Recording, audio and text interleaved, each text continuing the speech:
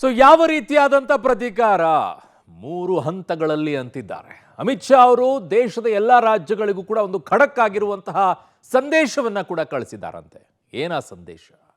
ಆ ಸಂದೇಶ ಈಗ ಆಯಾ ರಾಜ್ಯಗಳ ಮುಖ್ಯಮಂತ್ರಿಗಳು ಹೇಗೆ ಸ್ವೀಕಾರ ಮಾಡ್ತಾರೆ, ಮೂರು ಹಂತಗಳಲ್ಲಿ ಯಾವ ರೀತಿಯಾದಂತಹ ಕಾರ್ಯಾಚರಣೆ ನಡೆಯುತ್ತೆ, ಯಾವ ರೀತಿಯಾದಂತಹ ಪ್ರತಿಕಾರ ನಡೆಯುತ್ತೆ. ಒಂದು ಫೋಟೋ ಬಹಳ ಸೂಚನೆಯನ್ನ ಕೊಡ್ತಾ ಇದೆ. ಯಾವುದರ ಸೂಚನೆ?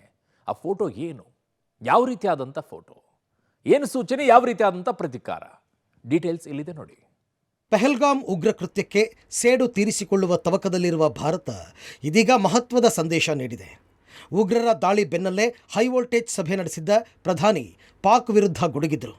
48 ಗಂಟೆ ಒಳಗೆ ಪಾಕ್ ಪ್ರಜೆಗಳು ದೇಶ ಬಿಡುವಂತೆ ವಾರ್ನಿಂಗ್ ಕೊಟ್ಟಿದ್ದರು. ಇದರ ಬೆನ್ನಲ್ಲೇ ಇದೀಗ ಕೇಂದ್ರ ಗೃಹ ಸಚಿವಾಲಯ ಎಲ್ಲ ರಾಜ್ಯಗಳ ಸಿಎಂಗೆ ಸೂಚನೆ ಕೊಟ್ಟಿದ್ದು, ಪಾಕ್ ಪ್ರಜೆಗಳಿದ್ದರೆ ತಕ್ಷಣವೇ ಗಡೀಪಾರು ಮಾಡುವಂತೆ ಸೂಚನೆ ಕೊಟ್ಟಿದ್ದಾರೆ. ಪಾಪಿ ಪಾಕ್ ವಿರುದ್ಧ ರಾಜತಾಂತ್ರಿಕ ಸಮರ ಸಾರಿರುವ ಭಾರತ ಸರ್ಕಾರ ರಾಜ್ಯಗಳಿಗೆ ಸಂದೇಶ ನೀಡಿದೆ. ಪಹಲ್ಗಾಮ್ನಲ್ಲಿ ಉಗ್ರರ ದಾಳಿ ಪ್ರತೀಕಾರ ತೀರಿಸಿಕೊಳ್ಳುವ ತವಕದಲ್ಲಿರುವ ಸೇನೆ 3 ಹಂತದ ಕಾರ್ಯಾಚರಣೆಗೆ ಮುಂದಾಗಿದೆ. 3 ಹಂತದಲ್ಲಿ ಉಗ್ರರ ವಿರುದ್ಧ ಕಾರ್ಯಾಚರಣೆಗೆ ತಯಾರಿ ನಡೆಸಲಾಗಿದೆ. ಪಾಕ್ ವಿರುದ್ಧದ 3 ಹಂತದ ಕಾರ್ಯಾಚರಣೆ ಯಾವುದು ಅನ್ನೋದಾದರೆ, ಉಗ್ರರ ವಿರುದ್ಧ ತ್ರಿಅಸ್ತ್ರ. ಆಪರೇಷನ್ ನಂಬರ್ 1 ಕಾಶ್ಮೀರದಲ್ಲಿರುವ ಉಗ್ರರ ಸಂಹಾರ. ಆಪರೇಷನ್ ನಂಬರ್ 2 LOC ಬಳಿ ಕಾರ್ಯಾಚರಣೆ.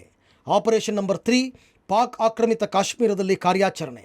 ಹೀಗೆ 3 ಹಂತದಲ್ಲಿ ಉಗ್ರರ ವಿರುದ್ಧ ಕಾರ್ಯಾಚರಣೆಗೆ ಭಾರತ ಮುಂದಾಗಿದೆ.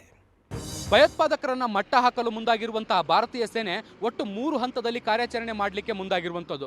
ಮುಖ್ಯವಾಗಿ ಮೊದಲನೇದು, ಕಾಶ್ಮೀರದಲ್ಲೇ ಇದ್ದುಕೊಂಡು ಭಾರತೀಯರಾಗಿ ಭಾರತದ ವಿರುದ್ಧವೇ ಭಯೋತ್ಪಾದನಾ ಚಟುವಟಿಕೆ ಮಾಡುತ್ತಿರುವಂತಹ ಸ್ಥಳೀಯ ಉಗ್ರರನ್ನ ಮಟ್ಟ ಹಾಕುವಂಥದ್ದು. ಎರಡನೇದು, LOCಯಲ್ಲಿ ಭಾರತದ ವಿರುದ್ಧ ಚಟುವಟಿಕೆಯನ್ನು ಮಾಡ್ತಿರುವಂತಹ ಭಯೋತ್ಪಾದಕರನ್ನ ಮಟ್ಟ ಹಾಕುವಂಥದ್ದು. ಮತ್ತೊಂದು ಕಡೆ ಪಾಕ್ ಆಕ್ರಮಿತ ಕಾಶ್ಮೀರದಲ್ಲಿ ಕುಚೋದ್ಯ ಮಾಡ್ತಾ ಇರುವಂತಹ ಉಗ್ರರನ್ನ ಮಟ್ಟ ಹಾಕುವಂಥ ನಿಟ್ಟಿನಲ್ಲಿ 3 ಹಂತದ ಕಾರ್ಯಾಚರಣೆಗಳನ್ನು ಈಗ ಸಿದ್ಧಪಡಿಸಲಾಗ್ತಾ ಇರುವಂಥದ್ದು. ಅದರ ಭಾಗವಾಗಿ ಈಗ ಕಾಶ್ಮೀರದಲ್ಲೇ ಇದ್ಕೊಂಡಿರುವಂತಹ ಸ್ಥಳೀಯ ಭಯೋತ್ಪಾದಕರನ್ನ ಹುಡುಕಿ ಹೆಡೆಮುರಿ ಕಟ್ಟುವಂತ ಕೆಲಸವನ್ನ ಈಗಾಗಲೇ ಸೇನೆ ಶುರು ಮಾಡಿದೆ. ಶ್ರೀನಗರಕ್ಕೆ ಸೇನಾ ಮುಖ್ಯಸ್ಥ. ಪಾಕ್ ವಿರುದ್ಧ ತಯಾರಾಯ್ತಾ ಅಸ್ತ್ರ? ಪಹಲ್ಗಾಮ್ ದಾಳಿಯ ನಂತರ ಪರಿಸ್ಥಿತಿಯನ್ನ ಪರಿಶೀಲಿಸಲು ಸೇನಾ ಮುಖ್ಯಸ್ಥ ಜನರಲ್ ಉಪೇಂದ್ರ ದ್ವಿವೇದಿ ಶ್ರೀನಗರಕ್ಕೆ ಭೇಟಿ ನೀಡಿದರು. ಸೇನಾ ಅಧಿಕಾರಿಗಳಿಂದ ಭದ್ರತಾ ಪರಿಸ್ಥಿತಿ ಅವಲೋಕಿಸಿದರು. ಅಲ್ಲದೆ ಪದೇ ಪದೇ ಕದನ ವಿರಾಮ ಉಲ್ಲಂಘಿಸಲು ಪಾಕಿಸ್ತಾನ ಸೇನೆಯ ಪ್ರಯತ್ನಗಳ ಬಗ್ಗೆ ತೆಗೆದುಕೊಳ್ಳುತ್ತಿರುವ ಕ್ರಮಗಳ ಬಗ್ಗೆ ಮಾಹಿತಿ ಪಡ್ಕೊಂಡರು. ಇದರ ಜೊತೆಗೆ ಸೇನಾ ಮುಖ್ಯಸ್ಥ ಜನರಲ್ ಉಪೇಂದ್ರ ದ್ವಿವೇದಿ ಶ್ರೀನಗರಕ್ಕೆ ಭೇಟಿ ನೀಡಿದ್ದ ವೇಳೆಗೆ ಫೋಟೋ ವೈರಲ್ ಆಗ್ತಾ ಇದ್ದು, ಬಾಯ್ಬಿಟ್ಟು ಹೇಳದೆಯೇ ಪಾಕಿಸ್ತಾನದ ವಿರುದ್ಧ ಯುದ್ಧ ಸಾರುವ ಸಂದೇಶ ರವಾನಿಸಲಾಗಿದೆ ಅಂತ ಚರ್ಚೆ ನಡೀತಾ ಇದೆ. ಈ ಮಧ್ಯೆ ಲೋಕಸಭಾ ವಿಪಕ್ಷ ನಾಯಕ ರಾಹುಲ್ ಗಾಂಧಿ ಶ್ರೀನಗರಕ್ಕೆ ಭೇಟಿ ನೀಡಿದ್ದಾರೆ. ದಾಳಿ ವೇಳೆ ಬದುಕುಳಿದ ಗಾಯಾಳುಗಳನ್ನು ಆಸ್ಪತ್ರೆಯಲ್ಲಿ ಭೇಟಿ ಮಾಡಿ ಸಾಂತ್ವನ ಹೇಳಿದರು. ಅಮಾನುಷ ಕೃತ್ಯದ ಬಳಿಕವೂ ಪಾಕ್ ಖ್ಯಾತೆ. LOC ಗಡಿಯಲ್ಲಿ ಪಾಕಿಸ್ತಾನ ಪ್ರಚೋದನೆ. ಗಡಿಯಲ್ಲಿ ಭದ್ರತೆ ಹೆಚ್ಚಿಸಿದ ಪಾಕಿಸ್ತಾನ. ಹಿಂದೂಗಳ ಹತ್ಯಾಕಾಂಡದ ಬಳಿಕ ಪಾಕಿಸ್ತಾನ ತನ್ನ ನರಿಬುದ್ಧಿಯನ್ನು ಬಿಟ್ಟಿಲ್ಲ. ತಡರಾತ್ರಿ LOC ಗಡಿಯಲ್ಲಿ ಪಾಕ್ ಪ್ರಚೋದನೆ ಮಾಡಿದೆ. ಪಾಕ್ ಸೇನಾ ನೆಲೆಗಳಿಂದ ಗಡಿಯಲ್ಲಿ ಗುಂಡಿನ ಮೊರೆತ ಕೇಳಿಬಂದಿದೆ. ಇದರ ಬೆನ್ನಲ್ಲೇ ಭಾರತೀಯ ಸೇನೆ ತಕ್ಕ ಶಾಸ್ತಿ ಮಾಡಿದ್ದು, ಪಾಕ್ ಸೇನಾ ಶಿಬಿರಗಳ ಮೇಲೆ ಪ್ರತಿದಾಳಿ ನಡೆಸಲಾಗಿದೆ. ಇದರಿಂದ ಭಾರತ ಪಾಕಿಸ್ತಾನ ಗಡಿಯಲ್ಲಿ ಉದ್ವಿಗ್ನ ಪರಿಸ್ಥಿತಿ ನಿರ್ಮಾಣವಾಗಿದೆ. ಇನ್ನು ಯಾವುದೇ ಕ್ಷಣದಲ್ಲಿ ಪಾಕಿಸ್ತಾನದ ಮೇಲೆ ದಾಳಿ ನಡೆಯಬಹುದು ಎಂಬ ಭಯದಲ್ಲಿರುವ ಪಾಕ್ ಗಡಿಯಲ್ಲಿ ಭದ್ರತೆಯನ್ನು ಹೆಚ್ಚಿಸಿದೆ.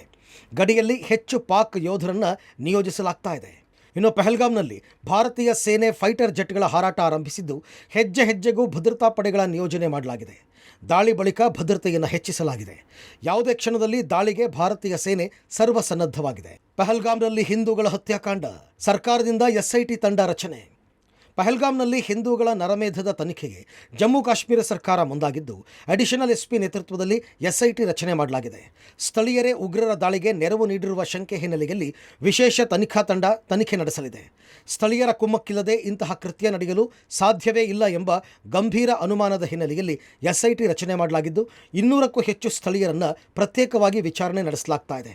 ಒಟ್ಟಾರೆ ಪಹಲ್ಗಾಮ್ ದಾಳಿ ಮೂಲಕ ಭಾರತವನ್ನು ಕೆಣಕಿದ ಪಾಪಿ ಪಾಕಿಸ್ತಾನದ ಮೇಲೆ ಯಾವುದೇ ಕ್ಷಣದಲ್ಲಿ ದಾಳಿ ನಡೆಯೋದು ಮಾತ್ರ ಖಚಿತ.